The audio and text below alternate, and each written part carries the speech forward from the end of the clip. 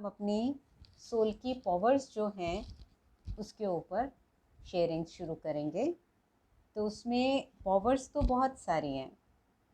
Soul की एक quality में भी हमने लिया था कि I am a powerful soul.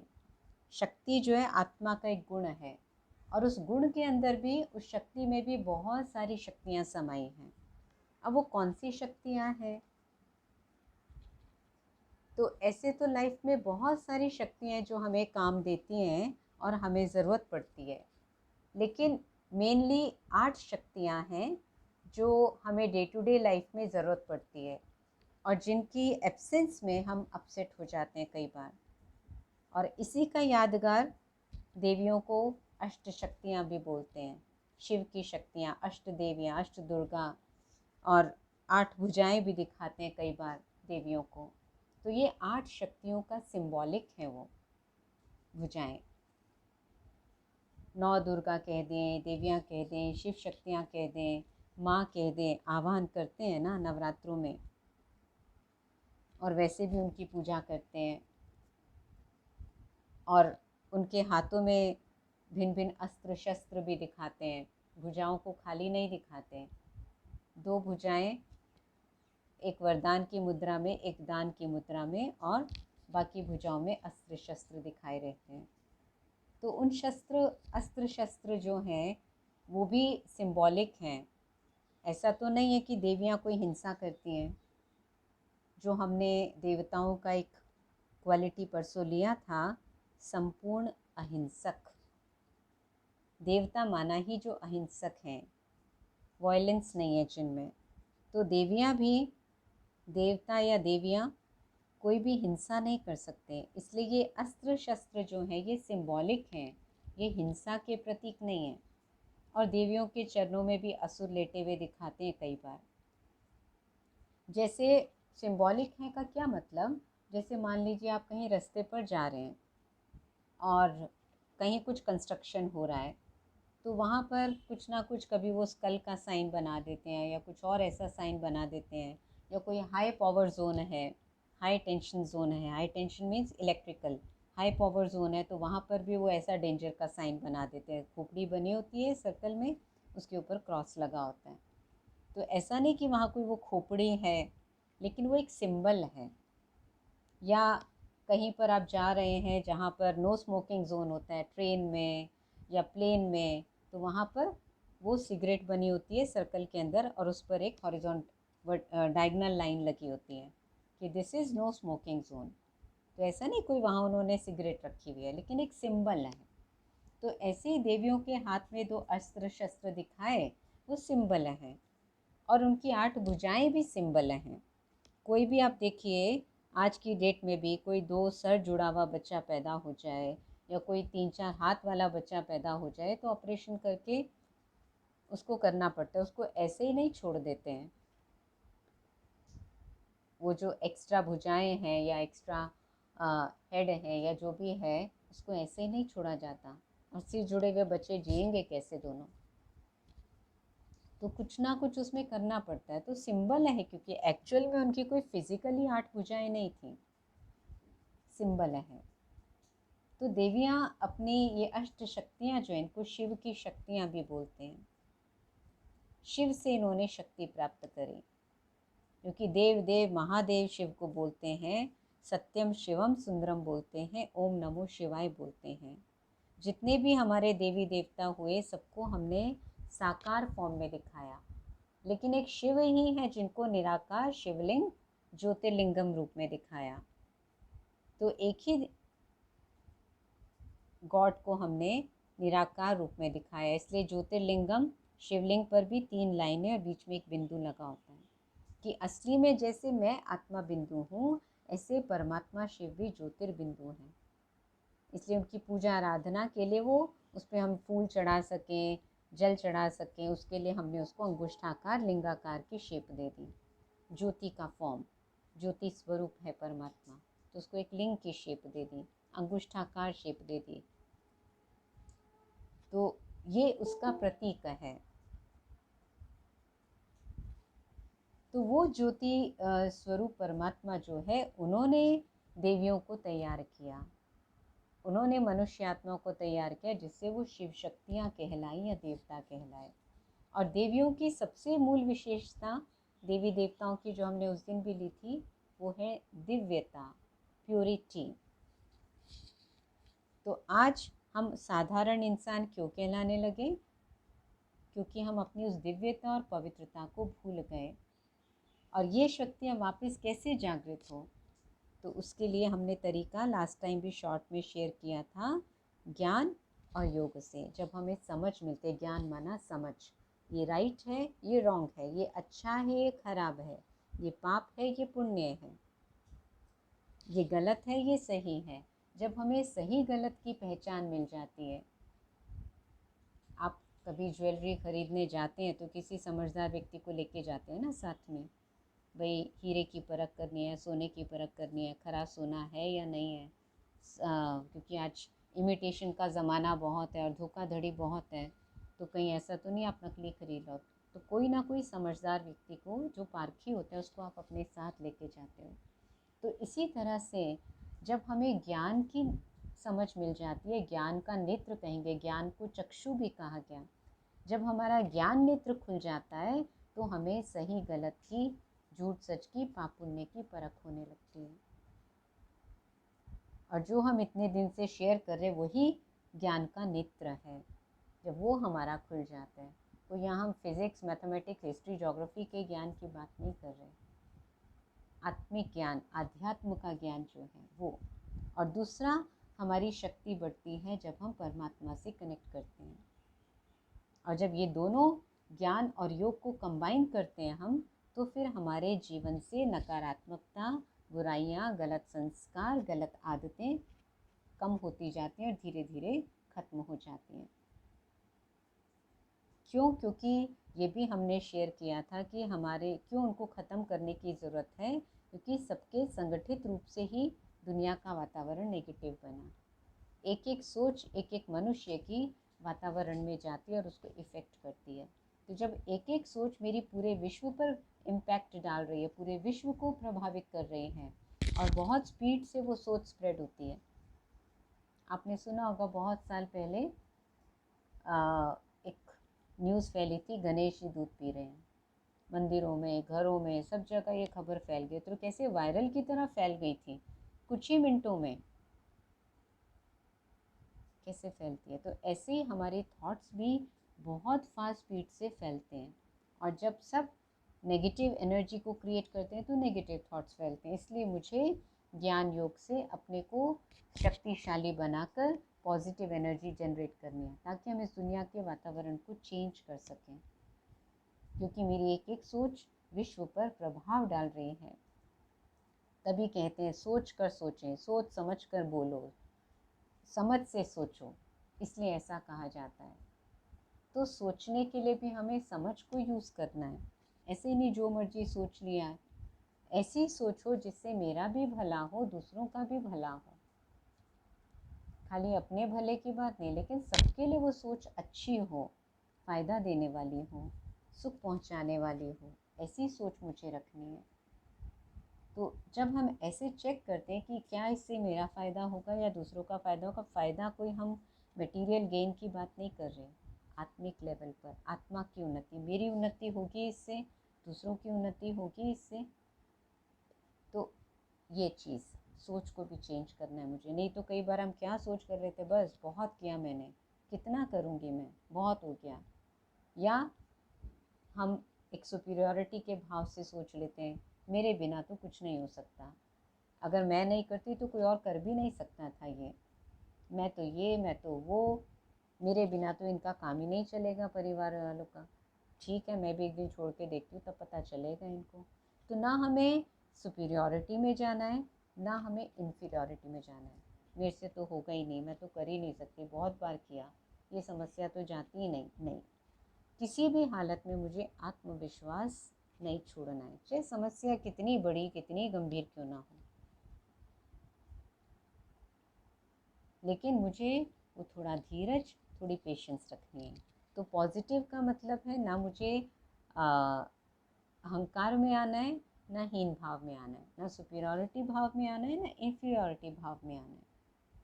ऐसे मुझे अपने बोल, अपने कर्म को भी नियंत्रण करना है, क्योंकि उसके वाइब्रेशंस भी पहुंचते हैं, खाली मेरे तक नहीं, मेरे परिवार तक, मेरे घर में और मेरे आसपास और फिर पूरे विश्व में। तो अगर हम घर को स्वर्ग बनाना चाहते हैं, अपने परिवार को सुखी बनाना चाहते हैं, तो मुझे अपने सोच, मुझे अपनी भावनाओं, मुझे अपने बोल, मुझे अपने कर्म, सब पर नियंत्रण रखना होगा। और जब हम ये सुनते हैं तो कई बार भारी हो जाते हैं, सोचते हैं अरे ये मैं कैसे कर सकती हूँ। पर परमात्मा पिता कहते हैं कि बच्चे, आज तक आपने अपनी शक्तियों को जाना ही नहीं कि कितनी शक्ति है आपके अंदर। अष्ट शक्तियाँ हैं आपके अंदर, लेकिन हम आज तक अपने को देह भान के कारण, मैं तो नारी हूँ, मैं तो कमज़ोर हूँ, मैं तो इस जाति का हूँ, मेरे अंदर तो ये, मैं तो ये कैसे कर सकता हूँ, समाज में तो इतने बड़े बड़े अरबपति हैं, इतने पद पैसे वाले हैं। नहीं, तो आज तक हमने अपनी माना आत्मा की शक्तियों को नहीं पहचाना। उन शक्तियों को न जानने के कारण हम ऐसे बोल, ऐसे सोच रखते आए, कमज़ोरी वाली सोच, कमज़ोरी वाले बोल। लेकिन परमात्मा कहते हैं कि अब जानो अपनी शक्तियों को। शक्तियाँ कोई और मूर्तियाँ नहीं थी, लेकिन बाबा परमात्मा कहते हैं कि बच्चे, शक्ति वो नारी ही है। इसलिए कहते हैं नर ऐसी करनी करे जो श्री नारायण बने, नारी ऐसी करनी करे जो श्री लक्ष्मी बने। लेकिन वो करनी हमने सोची ही नहीं। सालों साल सत्यनारायण की कथा करी। सत्यनारायण की कथा मना सच्चा सच्चा नारायण बनने की कथा। लेकिन उस कथा से नारायण का एक गुण भी आया तो नहीं किसी के अंदर, क्योंकि कथा करके रह गए, प्रसाद खा के रह गए बस। कथा को जीवन में उतारा नहीं, सच्ची कथा नहीं करी, सत्य को जाना नहीं।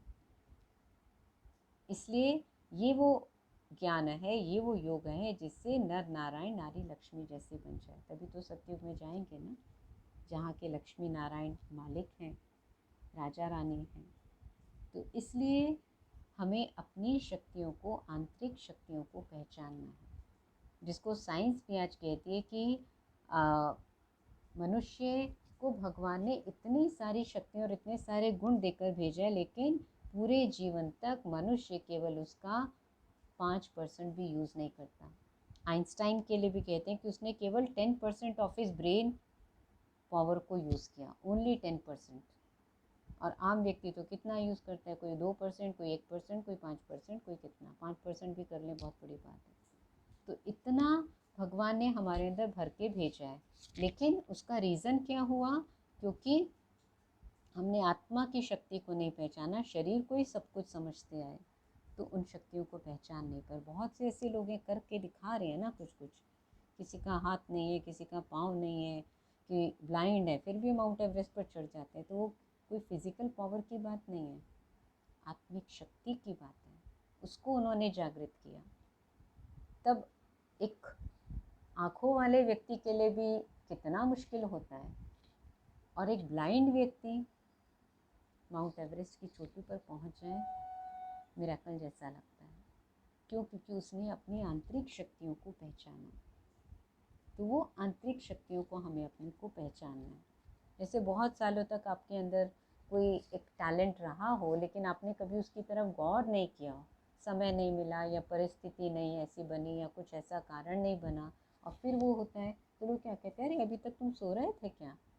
चाहे वो आप कुकिंग के लेवल में, चाहे वो ड्राइविंग के लेवल में, चाहे कोई किसी को कोई और हुनर सिखाने के लेवल में, पेंटिंग में, ड्राइंग में, डांस में, म्यूज़िक में, और बहुत सारे, उसकी लंबी लिस्ट है। लेकिन किसी में भी आपने बहुत समय तक ध्यान नहीं दिया, और लॉकडाउन में आपको टाइम मिला, या उससे पहले कभी आपने अटेंशन दिया, टाइम मिला, या कि कभी एक बार आपने गीत गा दिया और लोगों ने मोटिवेट किया आपको, आपके वेल विशर्स ने, तो आपको लगा चलो मैं इस पर काम करती हूँ, आपको अच्छा भी लगा, गाना आपका शौक़ भी था, लेकिन कभी उसको उस तरह से, उस निगाह से नहीं देखा था।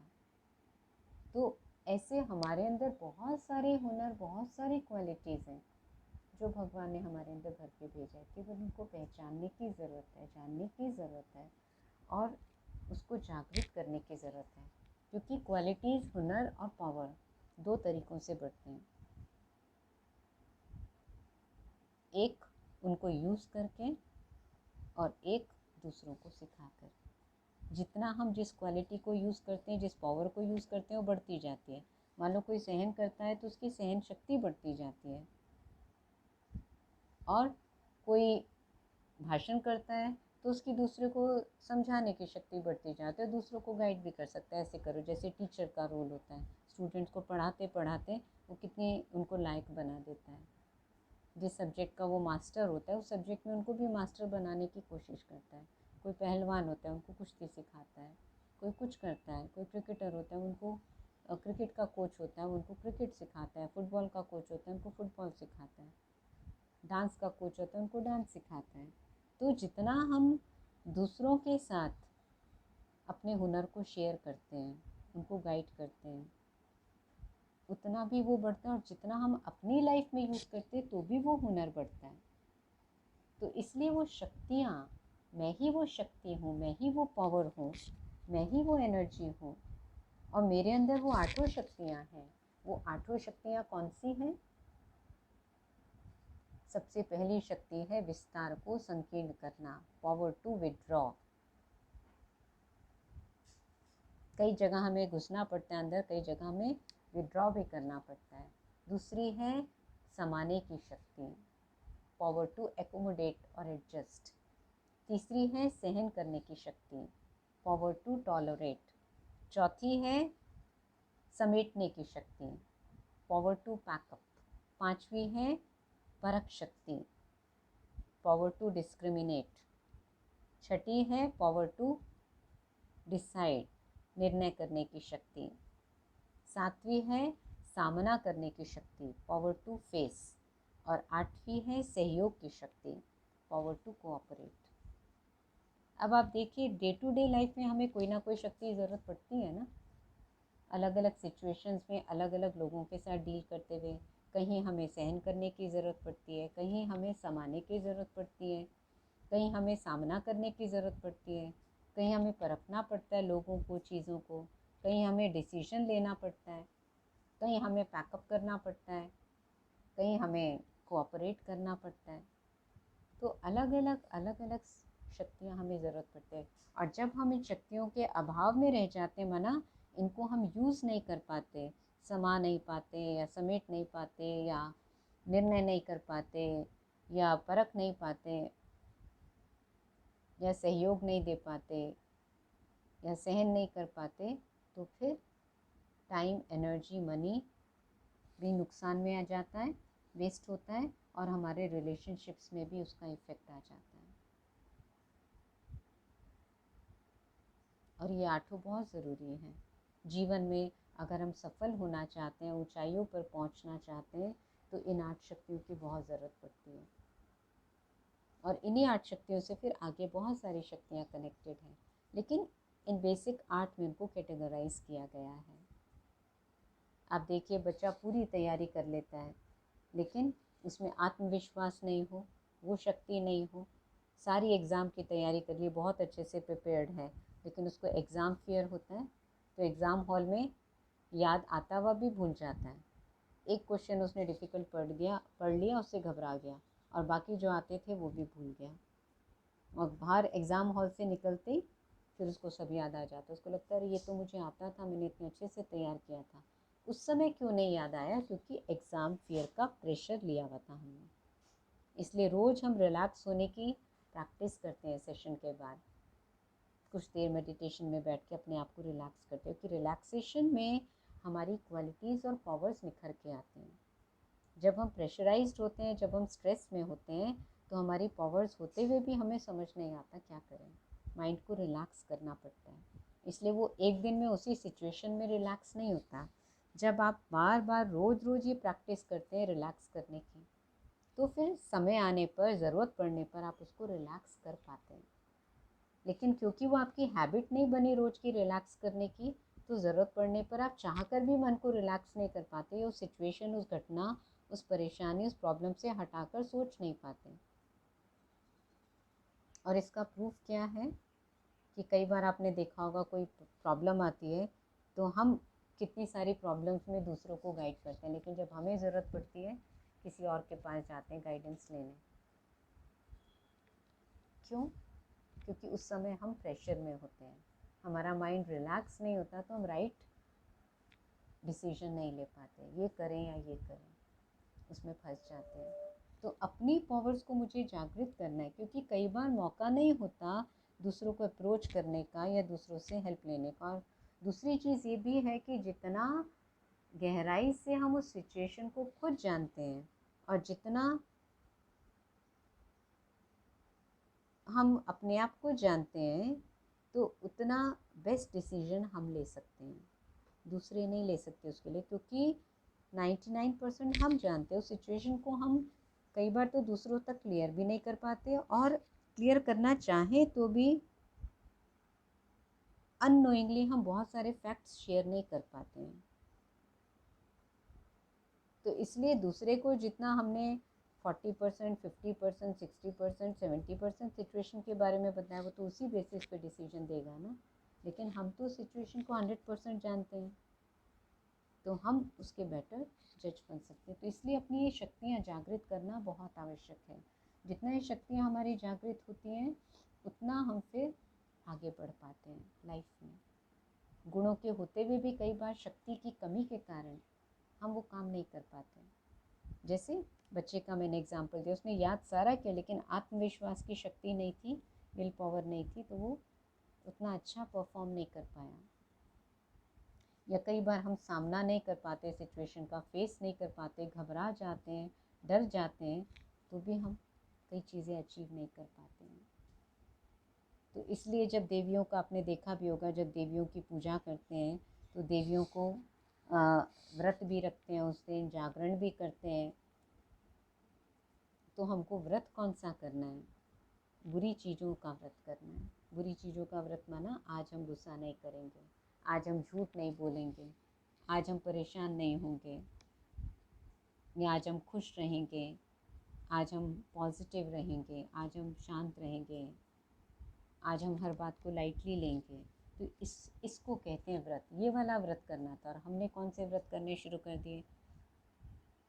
शुक्रवार है तो खट्टा नहीं खाना, मंगलवार है तो ये नहीं खाना, बुधवार है तो ये नहीं खाना, ये व्रत कर दिए। ठीक है, उससे भी थोड़ा संयम आता है, लेकिन वो आत्मा को इतना सशक्त नहीं करता। हमें आत्मा को सशक्त बनाने की ज़रूरत है। तो इसलिए वो वाला व्रत हमें करना है, बुरी आदतों से और अच्छी आदतों को धारण करने का। इसी तरह से जागरण कौन सा करना है मुझे? कल किसी ने किया होगा ना जागरण, जन्माष्टमी जब की होगी, 12 बजे तक जाके कोई व्रत खोलते हैं, कोई शाम को खोलते हैं, कोई 12 बजे आरती करके फिर सोते हैं, ये सोच के कि भाई श्री कृष्ण जी का तो जन्म रात को हुआ था इसलिए 12 बजे तक। ये तो अभी लॉकडाउन और कोरोना की वजह से इस साल चारों तरफ शांति थी इतनी, लेकिन हर साल आप जहाँ भी रहते हैं वहाँ पर उस एरियाज़ में जन्माष्टमी सेलिब्रेशंस होती हैं, तो 12 बजे तक माइक पर, 12, सवा 12, साढ़े 12 तक माइक पर आवाज़ें आती रहती हैं सेलिब्रेशंस की, भजन कीर्तन की। तो जागरण कौन सा? अच्छा आप सोचिए, क्या एक रात जागने से भगवान जी प्रसन्न हो जाएंगे? सोचने की बात है। एक रात का जागरण तो आप कई बार करते हैं। जब आपका बच्चा बीमार होता है तब भी आप जागते हैं, जब आपके बच्चे के एग्ज़ाम होते हैं तब भी आप जागते हैं, जब आपको कोई फ़्लाइट पकड़नी है, मिडनाइट की फ़्लाइट है, तो भी आप जागते हैं। फिर तो भगवान जी को तब भी राज़ी हो जाना चाहिए। लेकिन ये लिमिटेड जागरण की बात नहीं है, ये बेहद के जागरण की बात है। जागरण माना जागो, अज्ञान की नींद से जागना, तब भगवान राज़ी होता है।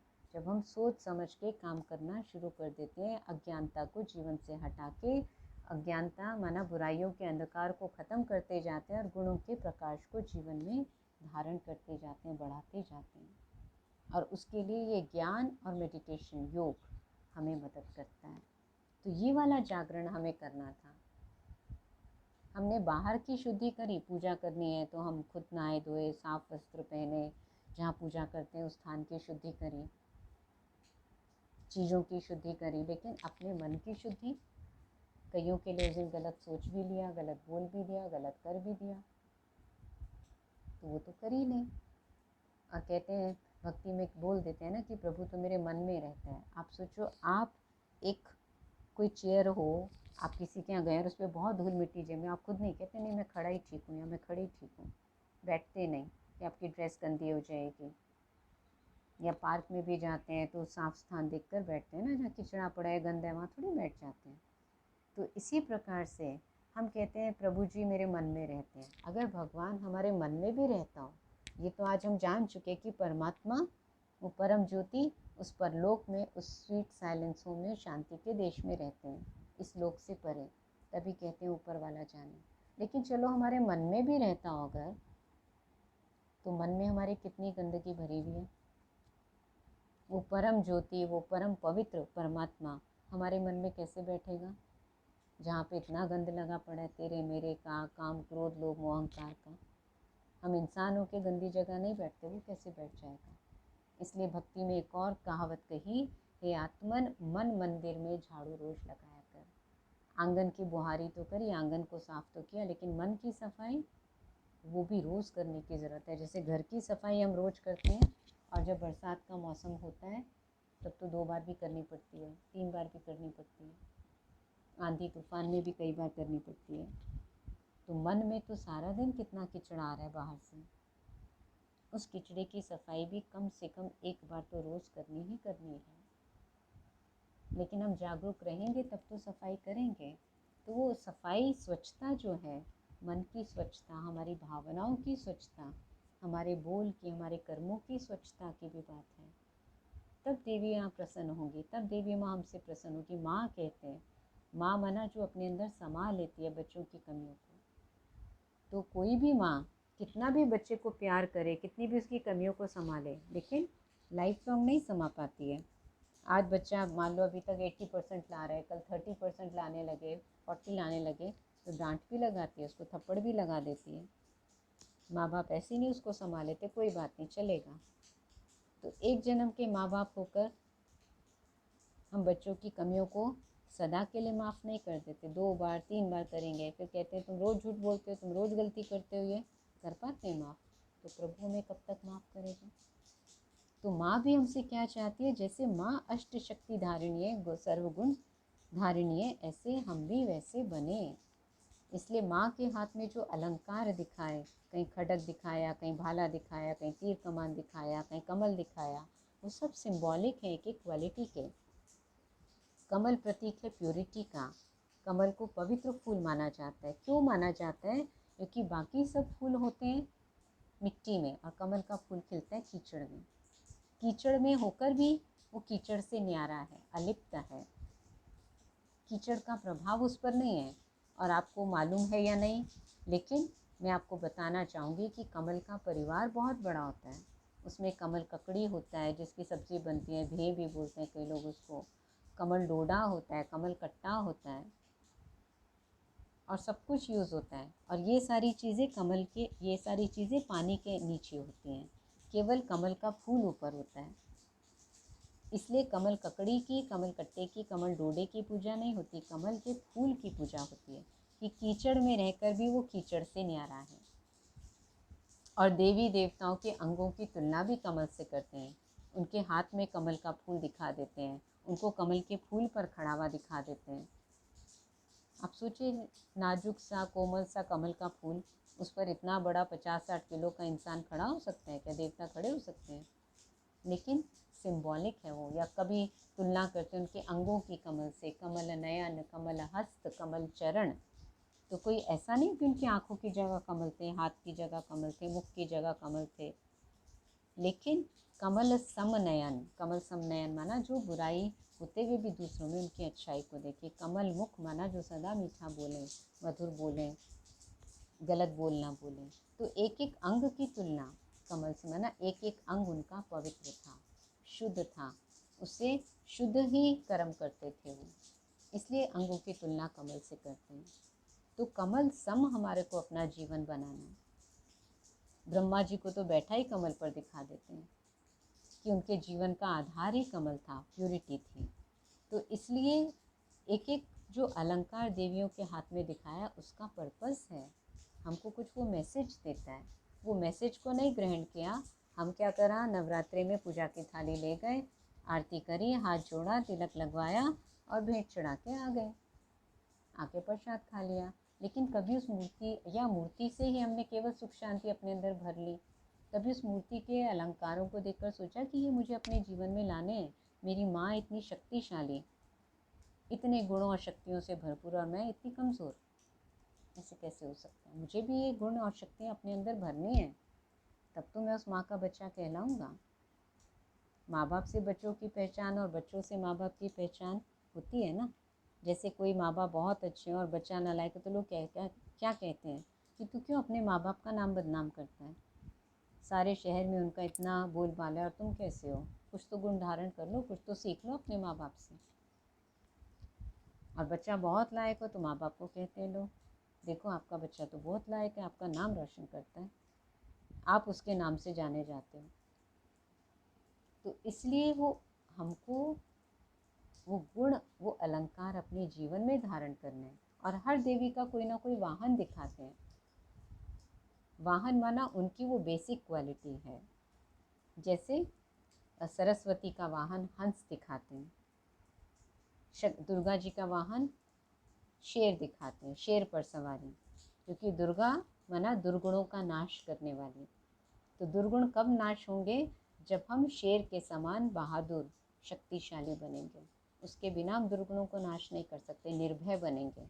ऐसा नहीं कोई फिजिकली उन्होंने शेर पर सवारी करी, या फिजिकली सरस्वती माँ ने कोई हंस पर सवारी करी, क्योंकि विद्या की देवी है सरस्वती। तो विद्या किसकी बुद्धि में बैठेगी? जिसका वाहन हंस होगा। हंस माना हंस बुद्धि होगा, कि कंकड़ और पत्थर, कंकड़ और रतन को अलग कर सके। हंस का काम होता है परखना। जिसकी परख शक्ति स्ट्रांग है उसी की बुद्धि में विद्या बैठेगी। तो एक एक वाहन, एक एक उस देवी की क्वालिटी को धारण करने का साधन है। शक्ति होगी तो असुरों का संहार करेंगे दुर्गा माँ। हंस वृत्ति होगी, परखने की शक्ति होगी तो ज्ञान बुद्धि में ठहरेगा। तो ऐसे एक एक शक्ति का एक एक क्वालिटी वो हमारी लाइफ से जुड़ी हुई है। नहीं तो आज की डेट में भी कोई किसी को देखा आपने, कितना भी बड़े से लेकर छोटे से छोटा व्यक्ति हो, कि कोई शेर पर चढ़ के जा रहा है, कोई बैल पर चढ़ के जा रहा है, कोई हंस पर चढ़ के जा रहा है। हंस पे तो चलो बैठ ना भी पाए, लेकिन शेर पर, बैल पर, इन पर बैठ के कोई जाता है शान से? कोई जा रहा तो सोचेंगे इसको क्या हो गया, ऐसे क्यों जा रहा है? तो वो सिंबॉलिक है ये चीज़ें। तो कल फिर हम इनमें से एक शक्ति को लेंगे। आज अभी हम थोड़ी देर मेडिटेट करेंगे। आप सब तरफ से अपने मन को निकाल के एक ही संकल्प पे बुद्धि को एकाग्र करेंगे। अपना सारा ध्यान मस्तक के बीच में एकाग्र करेंगे। स्ट्रेट बैठेंगे, गहरी सांस लेंगे और छोड़ेंगे, और बुद्धि के नेत्र से अपने आप को देखेंगे। मैं ज्योति स्वरूप आत्मा इस शरीर की मालिक हूँ, इन कर्म इंद्रियों की मालिक हूँ।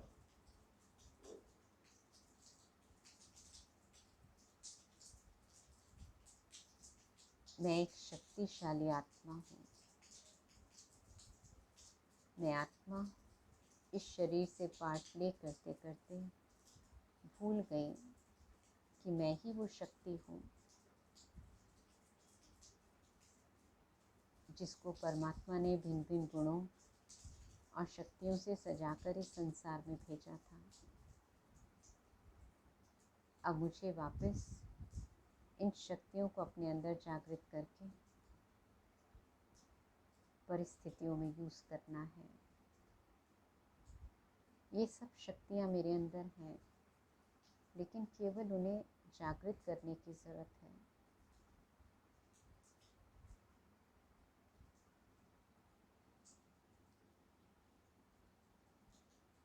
दिव्यता और पवित्रता मेरे अंदर बढ़ती जाती है जितना मैं इन शक्तियों को धारण करती हूँ। और जितना मैं शुद्ध होती जाती हूँ उतना ये शक्तियाँ मेरे अंदर आती जाती हैं। तो इसलिए आज से सतोगुणी बनने के लिए मुझे अपने जीवन में हर कदम पर सात्विकता को अपनाना है। मेरा रहन सहन, मेरा खान पान, मेरा व्यवहार, मेरा बोलचाल, हर कदम पर जितना मैं सात्विक बनती जाऊंगी उतना शक्ति मेरी बढ़ती जाएगी। तो अब मैं आह्वान करती हूँ परमात्मा पिता का, परमात्मा पिता जो सर्वशक्तिवान है, वर्ल्ड ऑलमाइटी अथॉरिटी है, वे परलोक से इस साकार जगत में एक सूर्य के समान मेरे सम्मुख हैं। उस परम ज्योति से मुझ सितारे पर लाल रंग की शक्तियों की किरणें पड़ रही हैं और मुझ में समाती जा रही हैं।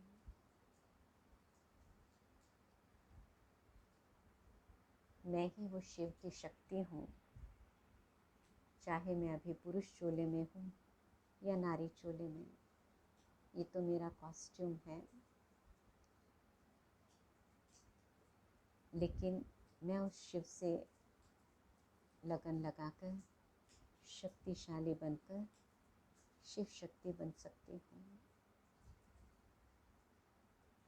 बुद्धि से देखते जाएं, लाल रंग की शक्तियों की किरणें परमात्मा पिता से निकलकर मुझ आत्मा सितारे पर पड़ रही हैं और मुझे शक्तिशाली बना रही हैं।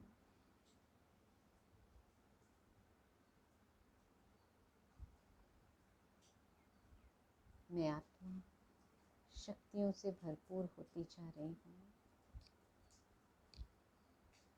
समा ले परमात्मा की शक्तियों को अपने अंदर, अपने सारे शरीर में लाल रंग की किरणें फैला दें और अपने आसपास भी इन शक्तियों को फैला दें।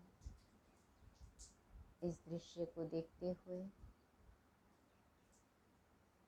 इस चिंतन में अपने मन को व्यस्त कर दें कि मेरे पिता शिव पिता से जो सर्वशक्तिवान है, ये शक्तिशाली लाल रंग की किरणें निकलकर मुझ आत्मा में समा रही हैं और मैं शक्तिशाली बनती जा रही हूँ।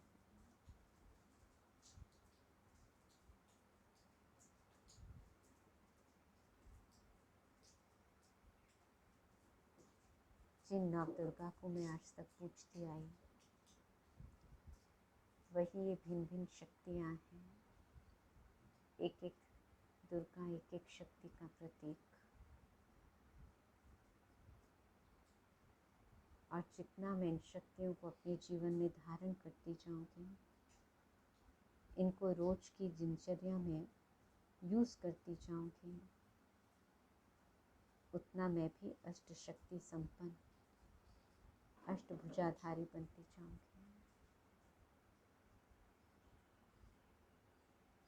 मैं एक शक्तिशाली आत्मा हूँ। मैं एक शक्तिशाली आत्मा हूँ। मैं एक शक्तिशाली आत्मा हूँ। इसी अनुभूति में कुछ देर अपने आप को टिका देंगे और फिर कल हम आपसे मिलेंगे फॉरवर्ड टू विड्रॉ, विस्तार को संकीर्ण करने की शक्ति की गहराई को लेकर। आज जो हमने बातें शेयर करी, सारा दिन इस पर विचार करें कि कैसे इनका मेरे जीवन से कनेक्शन है इन बातों का। Thank you and a powerful day to all of you.